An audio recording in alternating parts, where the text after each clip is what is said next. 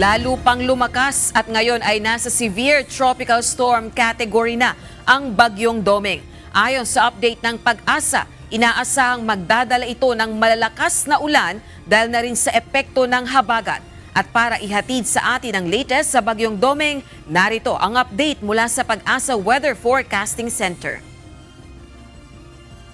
Kaninang alas 10 ng umaga, huling namatan itong sentro ni Bagyong Domeng sa layong 875 kilometers silangan ng Northern Luzon. May taglay itong lakas ng hangin na malapit sa gitna na umaabot ng 100 kilometers per hour at pagbugso na umaabot ng 125 kilometers per hour. Sa kasalukuyan, yung movement nito ay northwestward or pahilagang kanluran sa bilis na 20 kilometers per hour. And para po sa kalaman ng lahat, ngayong umaga ay opisyal na ngang idineklara ng Pag-asa ang pagsisimula ng pag-iral ng ating southwest monsoon o yung hanging habagat.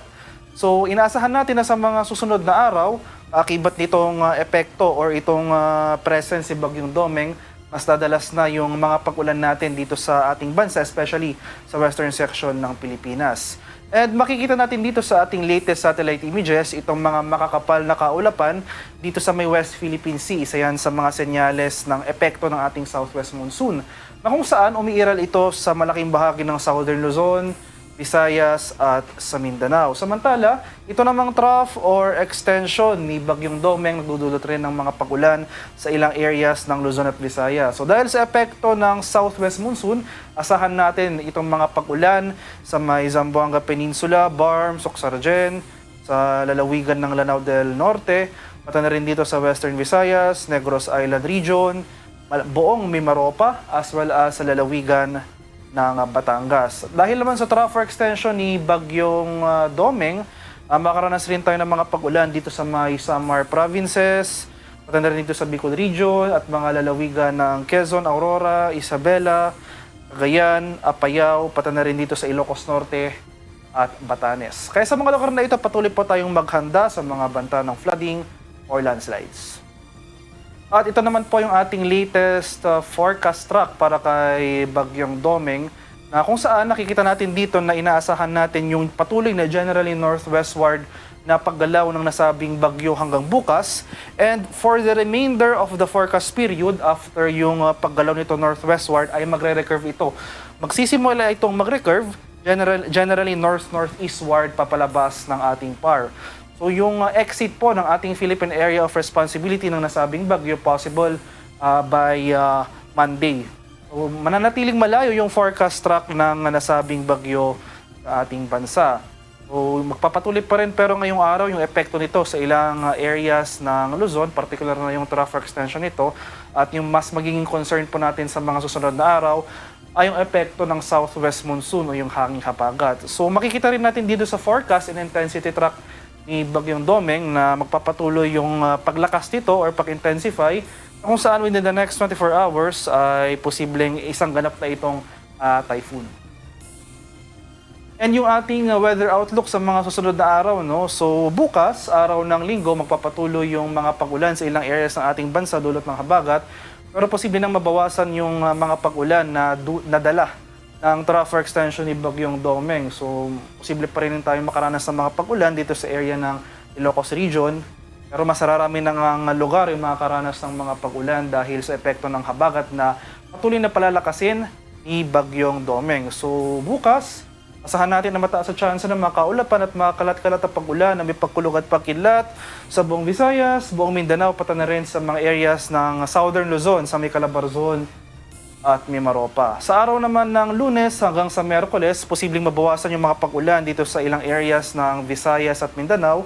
Pero buong Luzon na, including Metro Manila, ang mga makakaranas ng mga pag-ulan as well as areas po ng Western Visayas. Dulot pa rin yan ng southwest monsoon o hanging habagat. So by this time, by Monday to Wednesday, posibleng nasa labas na ng ating PAR itong si Bagyong Domeng, pero magpapatuloy yung epekto ng hanging habagat sa malaking bahagi ng Luzon at western section ng Visayas. Kaya patuloy po tayong maghanda at maging alerto sa mga flooding events, mga flash floods or landslides, especially sa western section ng ating bansa. At ito po yung ating latest weather advisory na issued kaninang alas 11 ng umaga. So ngayong araw, wala pa tayong inaasahang mga malalakas sa pag-ulan. Low chance pa rin tayo makaranas ng mga pag-ulan na posibleng umabot ng 100 millimeters.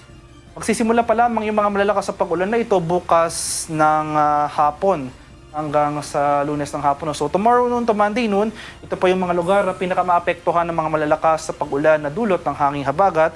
Posibleng umabot ng 100 millimeters yung mga pag-ulan na ito sa mga lalawigan ng Palawan, Occidental Mindoro, pati na rin dito sa Antique. Papatuloy yung mga pag-ulan na ito hanggang sa araw ng Martes. Posible na rin tayo makaranas ng mga pag-ulan by this time sa mga lalawigan ng Iloilo at Guimaras. So itong mga lugar na ito, maghanda po tayo at maging alerto sa mga flooding or landslides.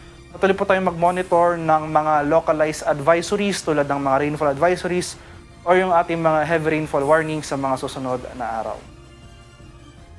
At sa kasalukuyan, walang nakataas sa tropical cyclone wind signal sa anumang bahagi ng ating bansa, pero sa mga susunod na araw, hindi natin inaalis yung posibilidad at the very least na magkaroon tayo ng wind signal over portions ng extreme northern Luzon dahil posibleng mahagip yung mga areas na ito ng mga malalakas sa bugso ng hangin na dulot ni Bagyong Domeng.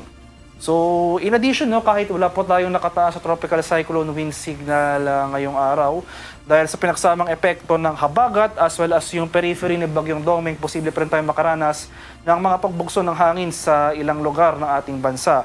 Ngayong araw, asahan natin yung mga strong to gale force gusts. In short, malalakas pong mga pagbugso ng hangin or mga intermittent gusts dito sa area. Most of Visayas, sa may Batanes, Cagayan, Pangasinan, Zambales, Bataan, Tarlac, Nueva Ecija, Bulacan, Calabarzon, Mimaropa, Bicol Region, Zamboanga del Norte, Misamis Oriental, Camiguin, Agusan del Norte, Surigao del Norte, Dinagat Island, Sarangani, Davao Occidental at Davao Oriental. Ilang areas na ito magpapatuloy mga pagbugso ng hangin na dulot ng habagat at yung periphery ni Bagyong Domeng bukas hanggang sa Lunes. At sa kalagayan naman ating karagatan, sa kasalukuyan walang nakataas na gale warning pero iba yung pag-iingat pa rin sa ating mga kababayan na maglalayag, especially dito sa northern and eastern seaboards ng Luzon at Visayas dahil posible tayong makaranas dyan ng katamtaman hanggang sa maalong karagatan na dulot ng Bagyong Domeng.